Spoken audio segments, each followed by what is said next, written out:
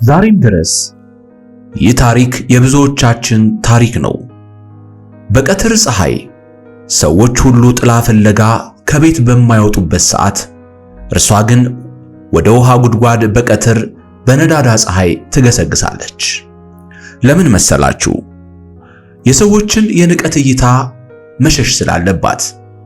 ንቀትና መገፋትን የጠገበች ሴት ይህንን ከባድ ውሳኔ እንድትወስን አድርጓት ነበር።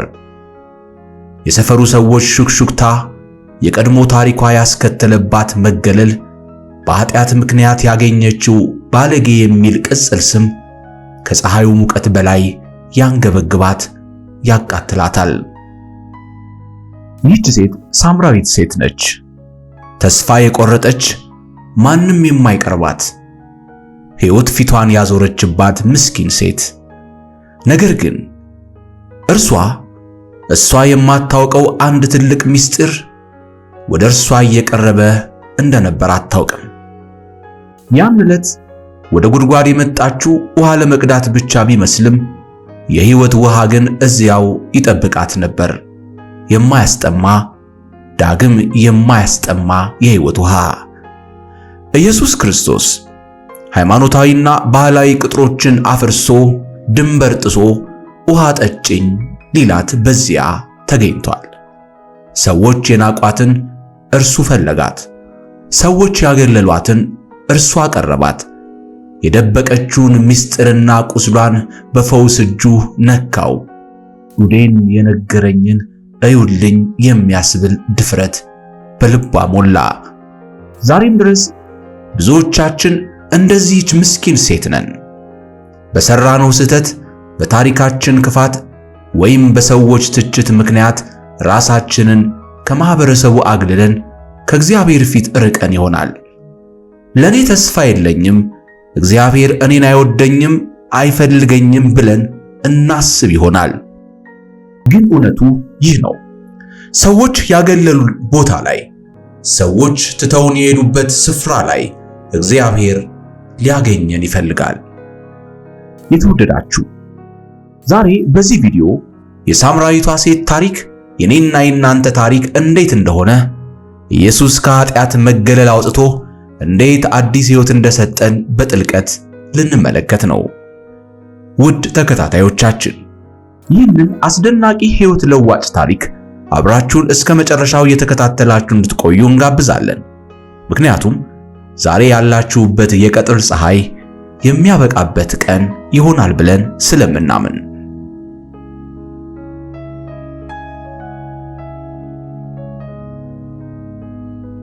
ባለታሪካችንን የምናገኛት በዮሐንስ ወንጌል ምዕራፍ 4 ላይ ሲሆን ታሪኩም እንዲህ በማለት ይጀምራል። ጌታችንና መድኃኒታችን ኢየሱስ ክርስቶስ በምድር በነበረበት ጊዜ ወንጌል ከስፍራ ወደ ስፍራ ከሀገር ወደ ሀገር እየዞረ በሚሰበክበት ጊዜ አንድ ቀን በሰማርያ ሊያልፍ ግድ ሆነበት በማለት በዮሐንስ ወንጌል ምዕራፍ 4 ቁጥር 4 ላይ ተመዝግቦ ይገኛል። ለመሆኑ በዚህ ጥቅስ ላይ በሰማርያ ሊያልፍ ግድ ሆነበት ማለት ምን ማለት ይሆን ብለን እንጠይቃለን።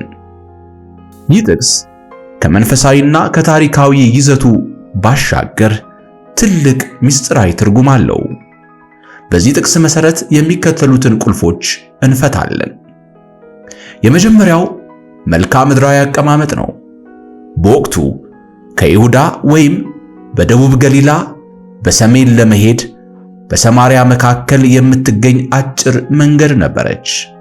በአካል ለመጓዝ ይሄው መንገድ የቀረበ ቢሆንም ብዙ አይሁዳውያን ግን ከሰማርያ ሰዎች ጋር ካላቸው ጥላቻ የተነሳ በዮርዳኖስ ማዶ በመዞር ረጅሙን መንገድ አቋርጠው መሄድ ይመርጡ ነበር።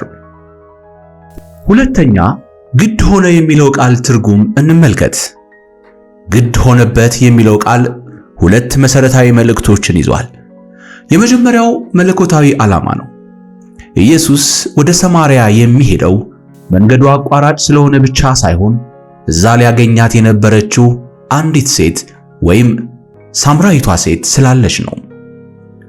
ይህ መለኮታዊ ቀጠሮ ወይም የእግዚአብሔር ዕቅድ መፈጸም እንዳለበት የሚያሳይ አብይ ጉዳይ ነው።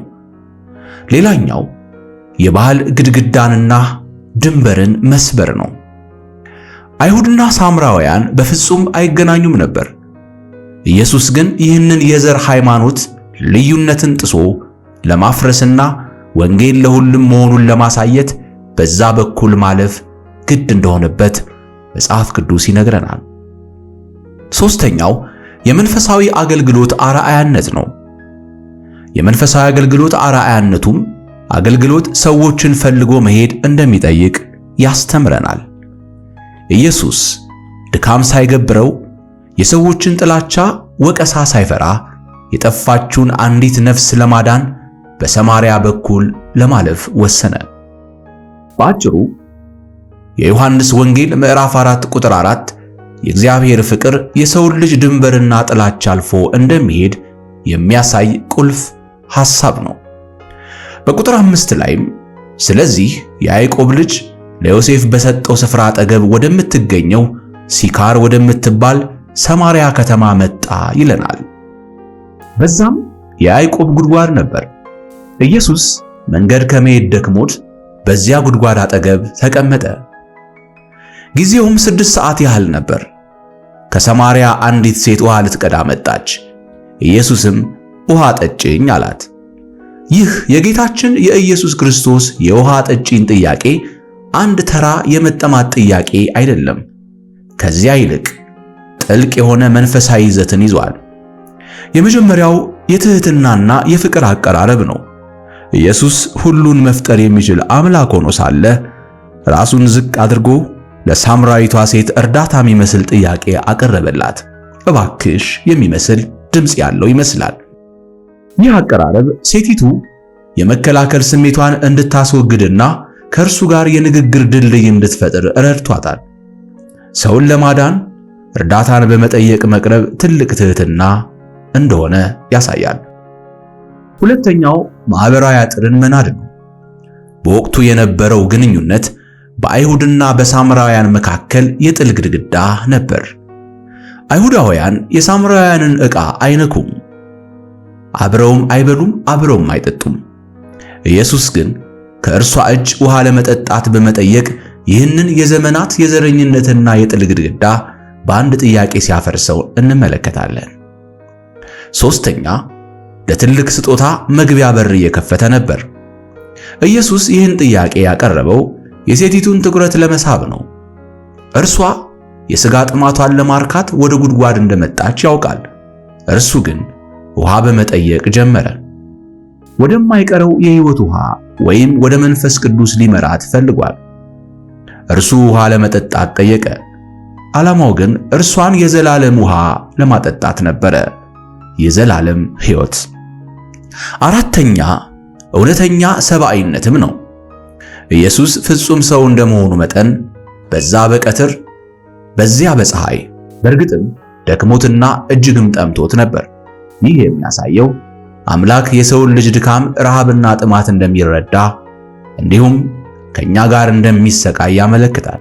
ኢየሱስ ውሃ ጠጪ ሲላት ሰብአዊ ፍላጎቱን እየገለጸ ብቻ ሳይሆን ወደ ግል ሕይወቷ ለመግባት በር እያንኳኳ ነበር። ይህ ጥያቄ እኔ አንቺን ለማናገር ዝግጁ ነኝ፣ አንቺስ ዝግጁ ነሽን? የሚል ጥሪ አዝሏል።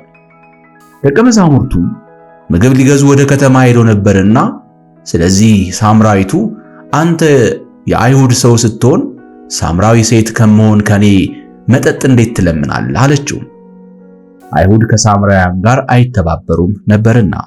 ኢየሱስም መልሶ የእግዚአብሔርን ስጦታና ውሃ ጠጭኝ የሚልሽ ማን መሆኑን ብታውቂ አንቺ ትለምኚው ነበር፣ የሕይወት ውሃ ይሰጥሽ ነበር አላት። በዚህ ቁጥር ላይ ኢየሱስ ለሳምራዊት ሴት የሰጠው መልስ ትልቅ የሆነ መንፈሳዊ ትርጉም አለው። የዚህን ጥቅስ ዋና ዋና ነጥቦች እንዲህ እንመልከታቸው። የመጀመሪያው የእግዚአብሔር ስጦታ። እዚህ ጋር ስጦታ የተባለው ራሱ ኢየሱስ ክርስቶስ ወይም በእርሱ በኩል የሚገኘው የዘላለም ሕይወት ነው። ውሃ የሚለምንሽ ማን መሆኑን ብታውቂ፣ ከዚያም ደግሞ የዘላለምን ሕይወት ሰጥሽ ነበር። መዳን በሰው ጥረት ሳይሆን ከእግዚአብሔር የሚሰጥ ነፃ የጸጋ ስጦታ መሆኑን ያመለክታል። ሁለተኛ ውሃ ጠጪኝ የሚልሽ ማን መሆኑን ብታውቂ የሚለው ቃል በፊቷ የቆመው ተራ ሰው መስሏት ነበር። ኢየሱስ ግን ማንነቱን ቢገልጥላት ኖሮ እርሷ ከመለመን ይልቅ እርሱን ትለምነው እንደነበር በግልጽ ክብሩንና መለኮታዊ ማንነቱን ይጠቁማታል። ይህ የሚያሳየው የሰውን መንፈሳዊ ጥም ለመቁረጥ መጀመሪያ ክርስቶስ ማን እንደሆነ ማወቅ አስፈላጊ መሆኑን ያስተምረናል። ሶስተኛ፣ የሕይወት ውሃ የሚለው ሐሳብ ነው።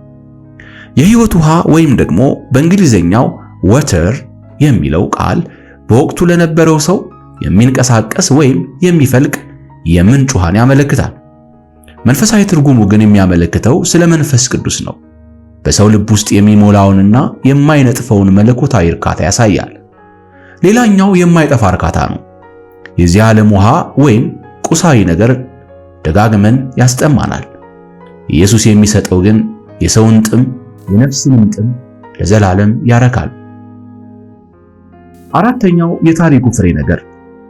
ኢየሱስ ውይይቱን የጀመረው በስጋዊ ጥም ወይም ውሃ ጠጭኝ በማለት ቢሆንም ንግግሩን ግን ወደ ነፍስ ጥም ቀይሮታል።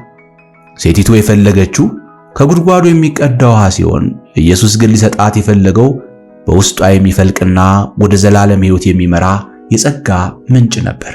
ባጭሩ ይህ ጥቅስ እግዚአብሔር ለሰው ልጆች ያዘጋጀውን ታላቅ ስጦታ ወይም ኢየሱስንና በእርሱ በኩል የሚገኘውን እውነተኛ የልብ እርካታ የሚያበስር ነው። በቁጥር 11 ላይ ጌታ ሆይ መቅጃ የለህም፣ ጉድጓዱም ጥልቅ ነው፣ እንግዲህ የሕይወት ውሃ ከወዴት ታገኛለህ ብላ ጠየቀችው።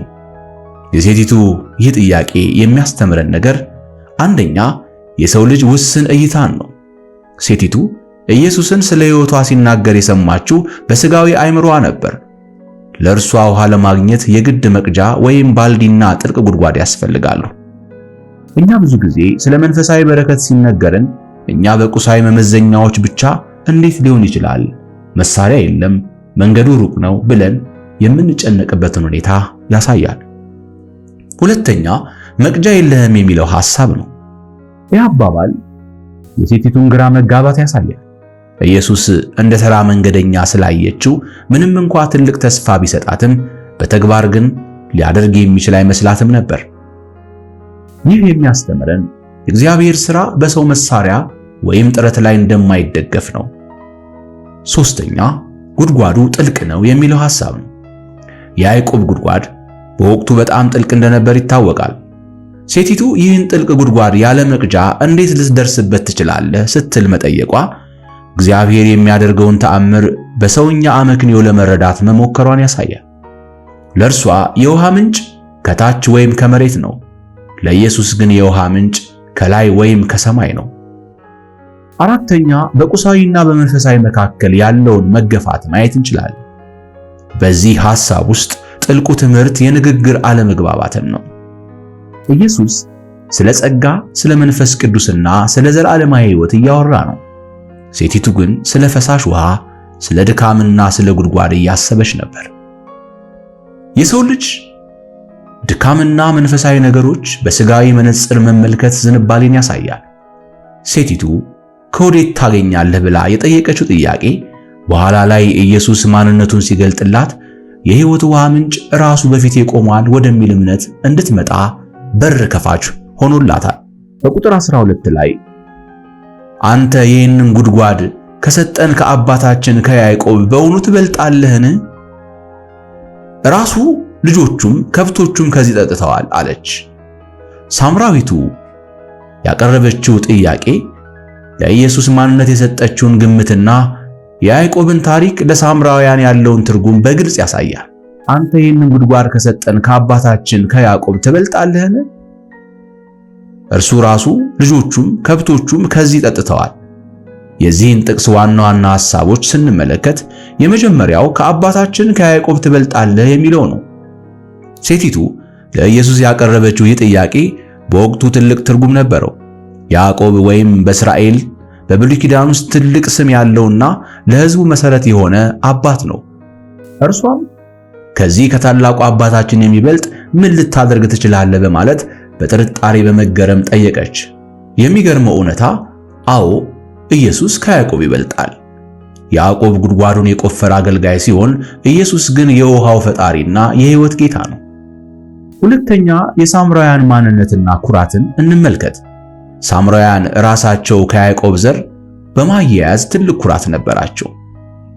አባታችን ያዕቆብ በማለቷ ራሷንና ሕዝቧን የዚህ ታሪክ ተካፋይ መሆናቸውን እየገለጸች ነበር። የጉድጓዱ ለብዙ ዘመናት ማለትም ከያዕቆብ ዘመን ጀምሮ ሰውንና እንስሳትን ሲያረካ የኖረ መሆኑን ከዚህ የተሻለ ነገር ሊኖር እንደማይችል በትክክል እያስረዳችሁም ነበር። ሶስተኛ በዚህ ክፍል ላይ ስጋዊ እርካታና መንፈሳዊ እርካታን እንመልከት። እርሱ ራሱ ልጆቹም ከብቶቹም ከዚህ ጠጥተዋል ስትል የጉድጓዱን ጠቃሚነት ትገልጻለች። ነገር ግን ያዕቆብም ሆነ ከብቶቹ ከዛ በኋላ ጠጥተው እንደገና ተጠምተዋል። ሴቲቱ ትኩረቷ ለጊዜው ጥምን በሚያረካው ቁሳዊ ውሃ ላይ ሲሆን፣ ኢየሱስ ግን ዘላቂ ወደ ሆነው መንፈሳዊ እርካታ ሊመራት እየሞከረ ነው። የታሪኩ እድገትን እንመልከት።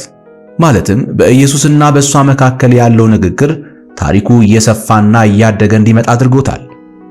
ይህ ጥቅስ በታሪኩ ውስጥ የሽግግር ነጥብ ነው። በቁጥር 9 አንተ አይሁዳዊ ስትሆን አለችው። በቁጥር 12 ከያዕቆብ ትበልጣለህ? ማንነቱን መጠራጠርና መመርመር ጀመረች። በኋላ ላይ ጌታ ሆይ እና ነቢይ እንደሆንክ አያለው ወደሚል ደረጃ ተሸጋገረች። ቁጥር 12 የሚያሳየን የሰው ልጅ በተለመደውና በታሪክ ባገኘው ሃይማኖታዊ ወይም ቁሳዊ ቅርጽ ውስጥ ተወስኖ መቅረቱን ነው።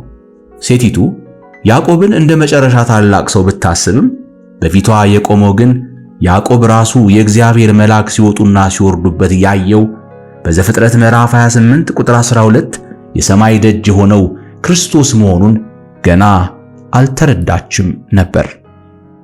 በዚሁ ምዕራፍ በቁጥር 13 ኢየሱስ መልሶ እንዲህ አላት፣ ከዚህ ውሃ የሚጠጣ ሁሉ እንደገና ይጠማል። እኔ ከምሰጠው ውሃ የሚጠጣ ሁሉ ግን ለዘላለም አይጠማም። እኔ የምሰጠው ውሃ በእርሱ ውስጥ ለዘላለም ሕይወት የሚፈልቅ የውሃ ምንጭ ይሆናል እንጂ አላት። ይህ ጥቅስ ኢየሱስ ክርስቶስ በሰማርያ ለምትገኘው ይህች ሴት የሰጠው ትልቅ ተስፋ ነው። ከጥቅሱ ዋና ዋና ነጥቦችን ብንመለከት አንደኛ የሚያረካ ውሃ ወይም ዘላቂ እርካታ የሚለው ነው። በዕለት ተዕለት ሕይወት የምንጠጣ ውሃ ለጊዜው ጥማታችንን ቢያረካም በኋላ ግን ደግመን እንጠማለን። ኢየሱስ ግን እዚህ ጋር የሚናገረው ስለ ሥጋዊ ጥማት ሳይሆን ስለ መንፈሳዊ እርካታ ነው። ዓለማዊ ነገሮች ማለትም ሀብት፣ ዝና፣ ስልጣን የማይሞሉትን የሰው ልጅ የውስጥ ባዶነት እርሱ ብቻ ሊሞላ እንደሚችል ያሳያል። ሁለተኛ በእርሱ ውስጥ የሚፈልቅ ወይም ውስጣዊ ምንጭ ነው። ኢየሱስ የሚሰጠው ሕይወት ከውጭ የሚመጣ ተጽዕኖ ሳይሆን በአማኞች ልብ ውስጥ የሚቀመጥ የማይነጥፍ ሕያው ምንጭ ነው። ይህ መንፈስ ቅዱስንና በእርሱ የሚገኘውን ሰላም ያመለክታል። ምንጩ በውስጥ ስለሆነ ሁኔታዎች ቢቀያየሩም እንኳ አማኙ የውስጥ ሰላሙን፣ ደስታውን አያጣም። ሶስተኛ ለዘላለም ሕይወት ወይም የዘላለም ተስፋ ነው። ይህ ውሃ የሚያደርሰው ወደ ዘላለም ሕይወት ነው። በምድር ላይ የሚጀምርና በሰማያዊ መንግሥት የሚቀጥል ከእግዚአብሔር ጋር ያለን ቀጣይነት ያለውን ግንኙነት የሚያሳይ ነው።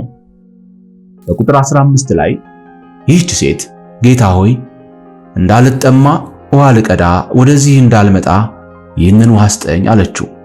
ይህን ጥቅስ ብንመለከተው አንደኛ የሴቲቱ የተሳሳተ ግንዛቤ ወይም ሥጋዊ እይታን እናያለን። በዚህ ክፍል ላይ ሴቲቱ ኢየሱስ ስለ ሕያው ውሃ ወይም መንፈሳዊ ሕይወት እየተናገረ መሆኑን ገና አልተረዳችውም ነበር። እርሷ ያሰበችው ቃል በቃል አካላዊ ድካምን የሚቀንሰውን ውሃ ነበር። እንዳልቀዳ ወደዚህም ደጋግሜ እንዳልመጣ ማለቷ በየቀኑ ወደ ጉድጓዱ ድረስ እየመጡ ውሃ መቅዳት ያለውን ድካምና የፀሐዩን ቃጠሎ ለማስቀረት ካላት ፍላጎት የመነጨም እንደሆነ እንረዳለን። ሌላኛውና ሁለተኛው የሰው ልጅ ፍላጎትና የክርስቶስ ስጦታ እንመለከታለን። ይህ ሐሳብ የሰው ልጅ ተፈጥሯዊ ሁኔታ ያሳያል። ብዙ ጊዜ እግዚአብሔርን ስንጠይቅ የምናተኩረው በዕለት ተዕለት ችግሮቻችን ማለትም ድካም፣ ድህነት፣ ሥጋዊ ምቾት ላይ ነው። ኢየሱስ ግን የሚለን ሌላ ነው። ከችግሮቻችን መፍትሄ በላይ የነፍስ ድጋፍ ሊፈውስ እንደሚፈልግ ይህ ጥቅስ ያስተምረናል። ሶስተኛው የውይይታቸው መቀየር ነጥብ ይህ ነው። ይህች ሴት ስጠኝ ማለቷ ትልቅ እርምጃ ነው። ምንም እንኳ በሥጋዊ ፍላጎት ላይ የተመሰረተ ቢሆንም ወደ ኢየሱስ መቅረቧና በረከቱን መፈለጓ ለሚቀጥለው ትልቅ መንፈሳዊ ለውጥ ወይም ለንስሐና ምስክርነት በር ከፋች ሆኗል። በቁጥር 16 ላይ ኢየሱስም ሂጂና ባልሽን ጠርተሽ ወደዚህ ነው ያላት። ይህ ጥቅስ በታሪኩ ውስጥ ትልቅ የመቀየር ነጥብ ያለበት ክፍል ነው። ምክንያቱም በዚህ ጥቅስ ውስጥ አንደኛ ወደ እውነት የተጋበዘችበት ክፍል ነው። እስከዚህ ጥቅስ ድረስ ውይይቱ በውሃና በጥማት ዙሪያ ነበር። በዚህ ጥቅስ ላይ ግን ኢየሱስ ንግግሩን ወደ ሴቲቱ የግል ሕይወትና ወደ ውስጣዊ ማንነቷ መለሰው። ባልሽን ጥሪ። ይህንን ማለቱ ሴቲቱ ስለ ራሷ እውነት እንድትጋፈጥ ለማድረግ የተጠቀመበት ዘዴ ነው። ሁለተኛው ንስሐ ከማድረጉ በፊት ከመፈወሱ በፊት ቁስሉን መግለጥ ነበረበት። ኢየሱስ የሕይወት ውሃ ወይም ደህንነት ከመስጠቱ በፊት ሴቲቱን የሕይወትና የጉስቁልና ስብራት እንዲሁም ጥማት ምን እንደሆነ ሊያሳያት ፈለገ። እውነተኛ መንፈሳዊ እርካታ የሚገኘው የራስን ድካምና ኃጢአት አምኖ በመቀበል ወይም በንስሐ በኩል እንደሆነ አስተምሮናል። ሶስተኛ ሁሉን አዋቂነቱን እንመለከታለን። ኢየሱስ ይህን ጥያቄ የጠየቀው እውነቱን ሳያውቅ ቀርቶ አይደለም። ይልቁንም እርሱ ሁሉን የሚያውቅ አምላክ መሆኑንና የእርሷን የሕይወት ታሪክ በሙሉ እንደሚረዳ ለማሳየት ነው። ይህ ድርጊት ሴቲቱ በኋላ ላይ ያደረኩትን ሁሉ ነገረኝ፣ ኑና ይህን ሰው ተመልከቱ ብላ እንድትመሰክር ምክንያት ሆኗታል። በቁጥር 17 ላይ ሴቲቱ መልሳ ባል የለኝም አለችው።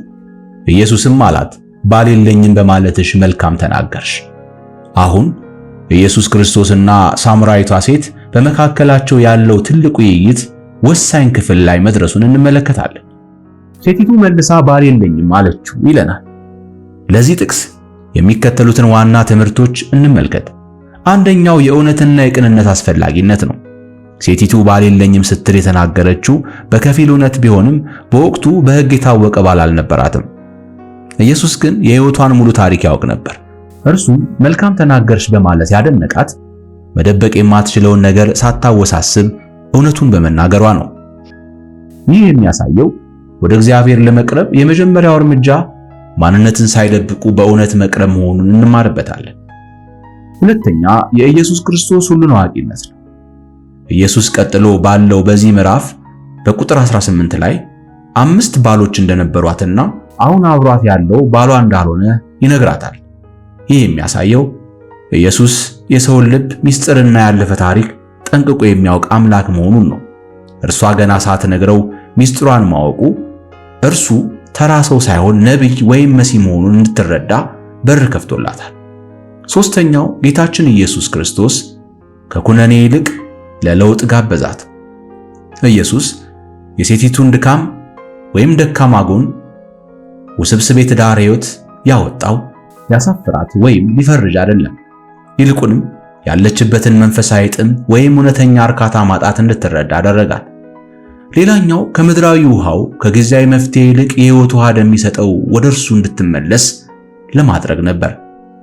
አራተኛ መንፈሳዊ ትርጉሙን ስንመለከት ይህ ውይይት ሃይማኖታዊ ከሆነ የሳምራውያንና የአይሁድ ክርክር ወጥቶ ወደ ግል ሕይወትና ወደ እውነተኛ አምልኮ እየተሸጋገረ ያለበት ነጥብ ነው። ሴቲቱ በነፍሷ ውስጥ ያለውን ባዶነት በሰዎች ፍቅር ለመሙላት ስትሞክር እንደነበርና ያ ግን እንዳልረዳት ይጠቁመናል። ባጭሩ ይህ የመጽሐፍ ቅዱስ ሐሳብ እግዚአብሔር እውነተኝነትን እንደሚወድ፣ ማንነታችንን ደብቀን ሳይሆን እንዳለን ሆነን እንድንቀርብ እንደሚፈልግ፣ እርሱ ደግሞ ምስጢራችንን አውቆ ሊያክመን እንደሚችል ያስገነዝባል። በቁጥር 18 ላይ 5 ባሎች ነበሩሽ፣ አሁን ካንቺ ጋር ያለው ባልሽ አይደለም፣ በዚህ እውነት ተናገርሽ አላት። ሴቲቱም ጌታ ሆይ አንተ ነቢይ እንደሆንክ አያለሁ አለች። አባቶቻችን በዚህ ተራራ ሰገዱ፣ እናንተም ሰው ሊሰግድበት የሚገባው ስፍራ በኢየሩሳሌም ነው ትላላችሁ አለችው። በዚህ ጥቅስ ላይ ሳምራዊቷ ለኢየሱስ ያቀረበችው ጥያቄ በወቅቱ አይሁድና ሳምራውያን መካከል የነበረውን ትልቁን የሃይማኖት ውዝግብ የሚያሳይ ትልቅ ጥያቄ ነው። አባቶቻችን በዚህ ተራራ ሰገዱ፣ እናንተ ግን ሰው ሊሰግድበት የሚገባው ስፍራ በኢየሩሳሌም ነው ትላላችሁ የሚለው ጥቅስ ከዚህ ጥያቄዋ ላይ ሲቀጥል አንዳንድ ነገሮችን እንመልከት። አንደኛ የታሪክና የቦታ ውዝግብ ነው። በጥቅሱ ላይ በዚህ ተራራ የተባለው የሳምራውያን አምልኮ ማዕከል የነበረው የገሪዛን ተራራ ነው። ሳምራውያን አብርሃምና ያዕቆብ መሠዊያ የሰሩት እዚህ ነው ብለው ስለሚያምኑ አምልኮ እዛ መሆን አለበት ይሉ ነበር። አይሁድ ደግሞ እግዚአብሔር ስሙ እንዲቀደስበት የመረጠው ስፍራ ኢየሩሳሌምን፣ የጽዮንን ተራራ ወይም ቤተ መቅደሱን ነው ብለው ያምኑ ነበር። ሁለተኛ፣ ከግል ሕይወት ወደ ሃይማኖታዊ ክርክር መሸጋገሩን እንመለከታለን።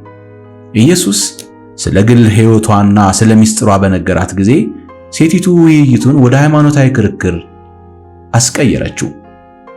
ይህ ብዙ ጊዜ ሰዎች ስለ ውስጣዊ ማንነታቸውና ስለ ኃጢአታቸው ሲጠየቁ ትኩረታቸውን ወደ ውጪ የሃይማኖት ሥርዓትና ክርክር የማዞር ዝንባሌ እንዳላቸው ያሳያል።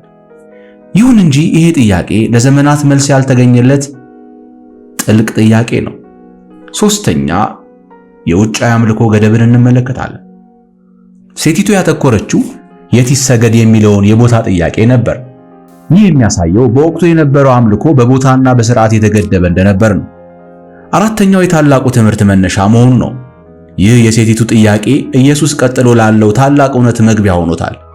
ኢየሱስ በቁጥር 21 እስከ 24 ላይ እንደገለጸው እውነተኛ አምልኮ በቦታ ወይም በገሪዛን ወይም በኢየሩሳሌም የማይወሰንበት ጊዜ እንደሚመጣና እግዚአብሔር የሚፈልገው በመንፈስና በእውነት የሚሰግዱለትን መሆኑን ለማስተማር መንገድ ከፍቶለታል። ባጭሩ ይህ ጥቅስ በሰዎች መካከል የነበረውን የሃይማኖትና የባህል ልዩነት የሚያሳይ ሲሆን አምልኮን ከቦታ ሥርዓት ወጥቶ ወደ ልብና ወደ መንፈሳዊ ግንኙነት እንዲሸጋገር ምክንያት የሆነ ጥያቄ ነው። በመቀጠል በቁጥር 21 ላይ ኢየሱስ እንዲህ አላት ይለናል። በዚህ ተራራ ወይም በኢየሩሳሌም ለአብ የማይሰገድበት ጊዜ ይመጣል። እናንተ ለማታውቁት ትሰግዳላችሁ፣ እኛ መዳን ከአይሁድ ነውና ለምናውቀው እንሰግድለታለን አላት። በዚህ ጥቅስ ላይ ኢየሱስ ክርስቶስ ለሳምራዊቷ የሰጠው ይህ መልስ እጅግ መሰረታዊና ለክርስትና እምነት ቁልፍ የሆነ ሐሳብ ነው። ምክንያቱም አንደኛ፣ ለማታውቁት ትሰግዳላችሁ። ስለ ሳምራዊ አምልኮ የተናገረበት ክፍል ሳምራውያን ከአምስቱ የሙሴ መጻሕፍት ወይም ኦሪት ውጪ ያሉትን የነቢያትን መጻሕፍትና መዝሙራት አይቀበሉም ነበር።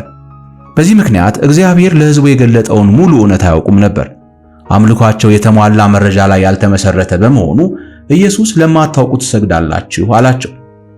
ይህ የሚያሳየው አምልኮ በስሜት ብቻ ሳይሆን በእውነትና በእውቀት ላይ መመስረት እንዳለበት ነው። ሁለተኛ፣ መዳን ከአይሁድ ነው የሚል ሐሳብ ነው።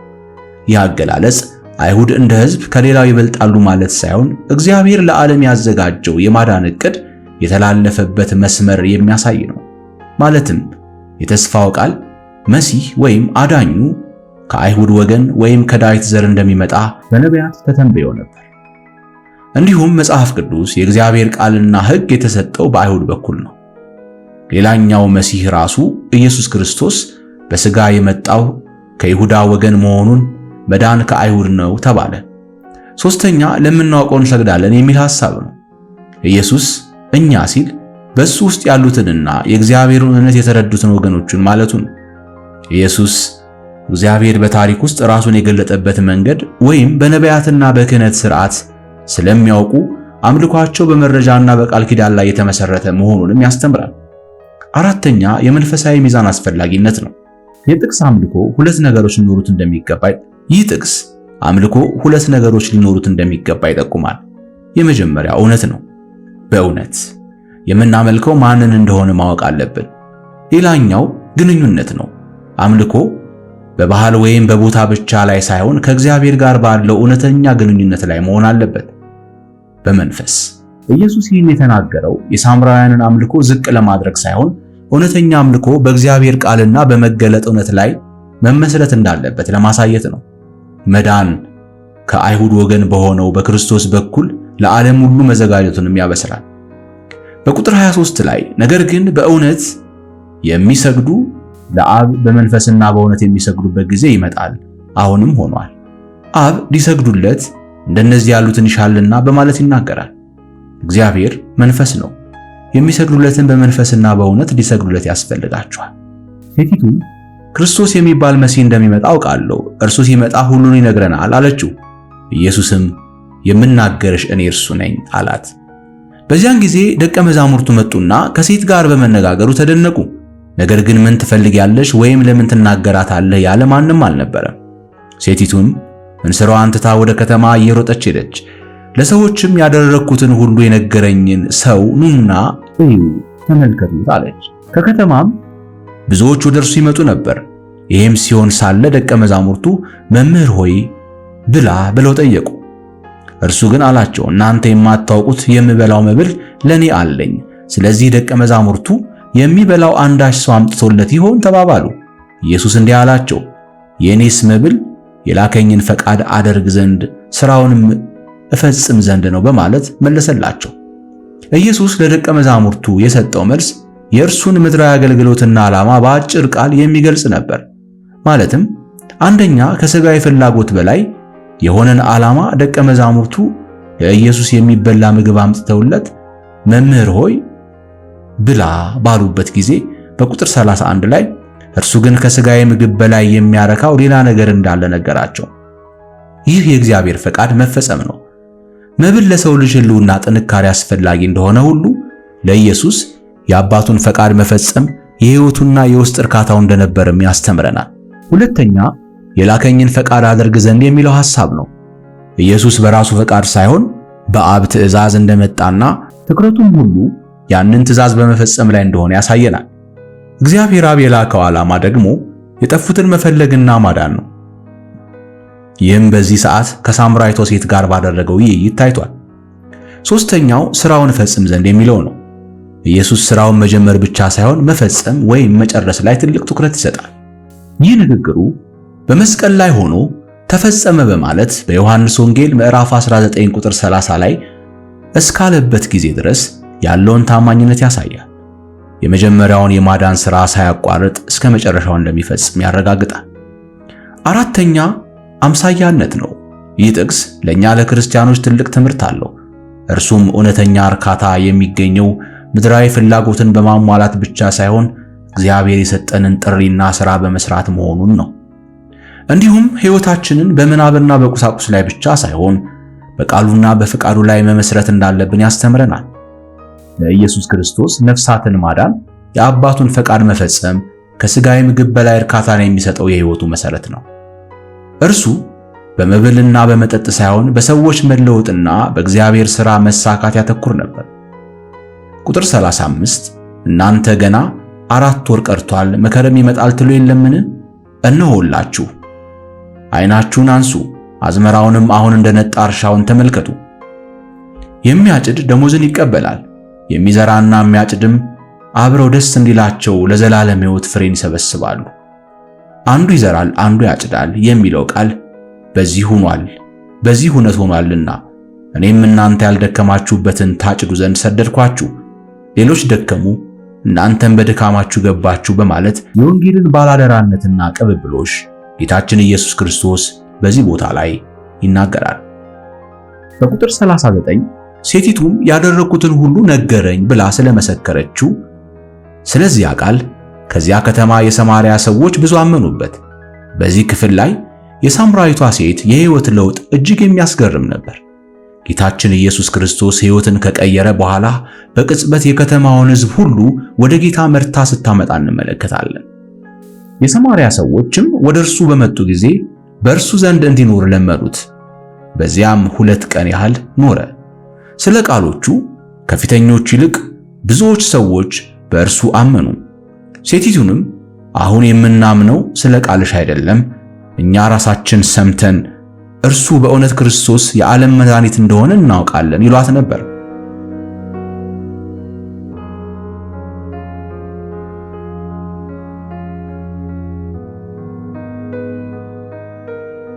የተወደዳችሁ የቻናሉ ተከታታዮች ከዛሬው ከሳምራዊቷ ሴት ታሪክ የምንማራቸው አንዳንድ ሐሳቦችን እናንሳ።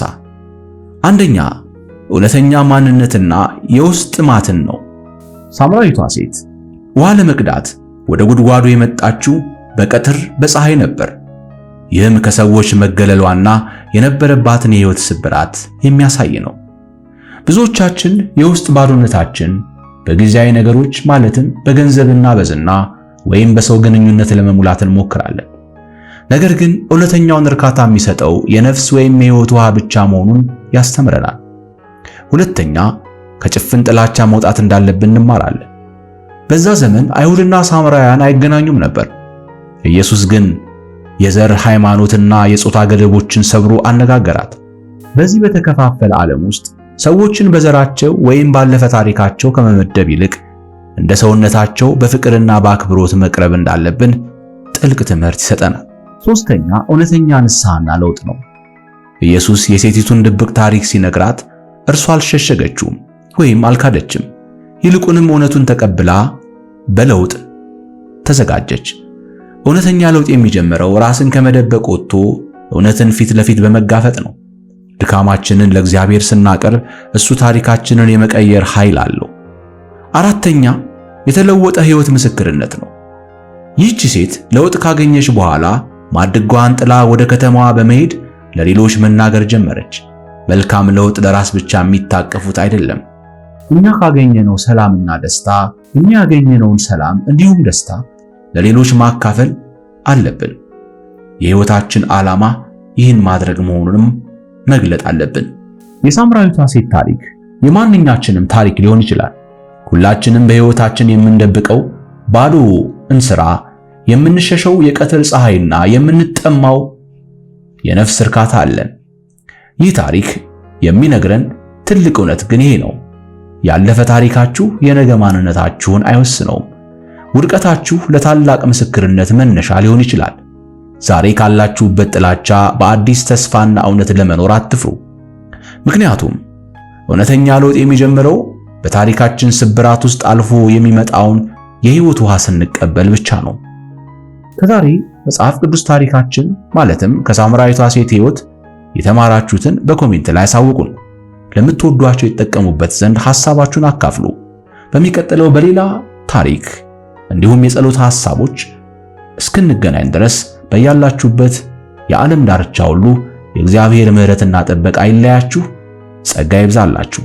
ሰብስክራይብ በማድረግ ይህን አገልግሎት አብረን እናገልግል። አበቃሁ።